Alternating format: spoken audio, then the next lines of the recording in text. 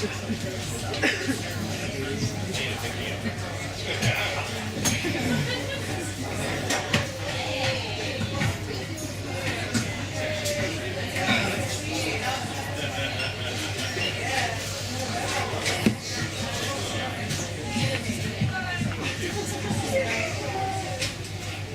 evening.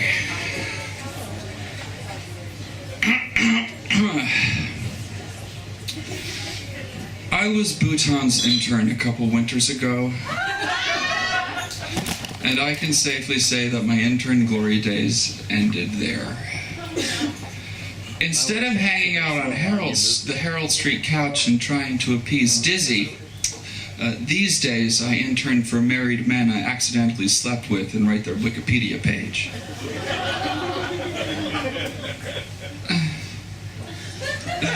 This is the story of my descent to the intern gutter. I spent last summer in Provincetown, Massachusetts, which is, for you uninitiated straights, gay Disneyland with poppers. One night I was at a party where I knew nobody but the host, Troy. One thing led to another and ended up going home with some older guy.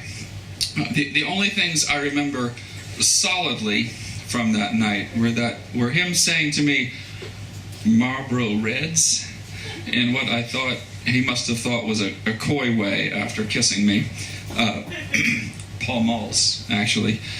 And "You have to go, my wife is coming home."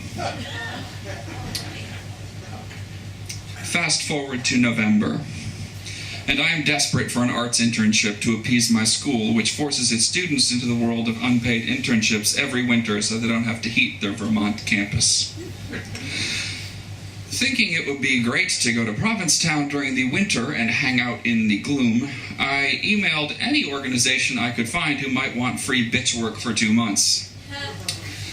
The only response I got is from a tiny theater festival that deals mainly in pseudo-art drag shows. At this point, I'm like, whatever, it sounds great. My soon-to-be boss introduces himself as Bill Dix.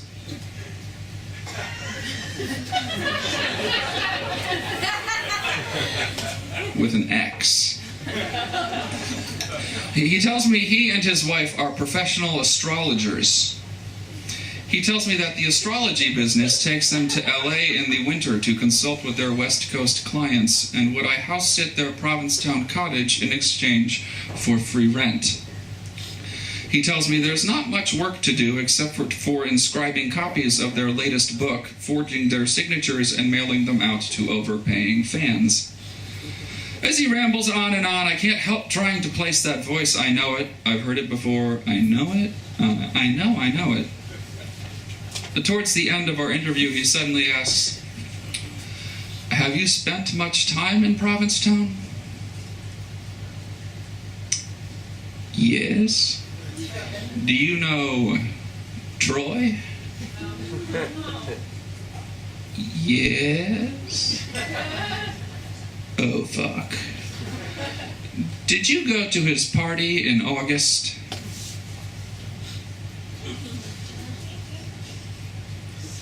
"Yes." At this point, I am so totally fucked. This is my only option, and if I want to have any hope of graduating from hippie college on time, I've got to take it. How weird could it actually get?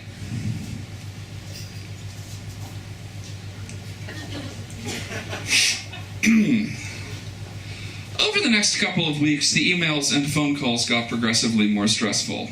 First, he just wants to acknowledge that we had been intimate. "You're a Taurus. Have you read my book?" Then he wants to know if there's any chance we might get back together while we're together, when my wife's out. After which I say, I think we should be professional. He replies with the stunning, "Let's be honest, if you weren't you, I would never have given you the job." So that was great. Weeks later, he calls me. "I want to know if you feel the sexual tension." that I feel. I know you're a Taurus, and so complexity is easy for you. But I'm a Libra, okay? I analyze things, I think about things, I think about you. Is this weird? Me confessing my love to you? You know, I just want you to be successful. I feel such a paternal affection for you.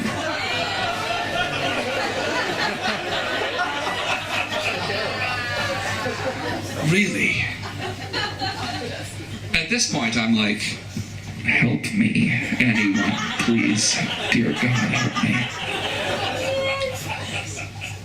Him and I will have 3 days of overlap before he leaves for LA with his cuckold astrologer wife. His last email to me reads, "See you soon. Don't forget my wife will be here. I hope you're a good actor."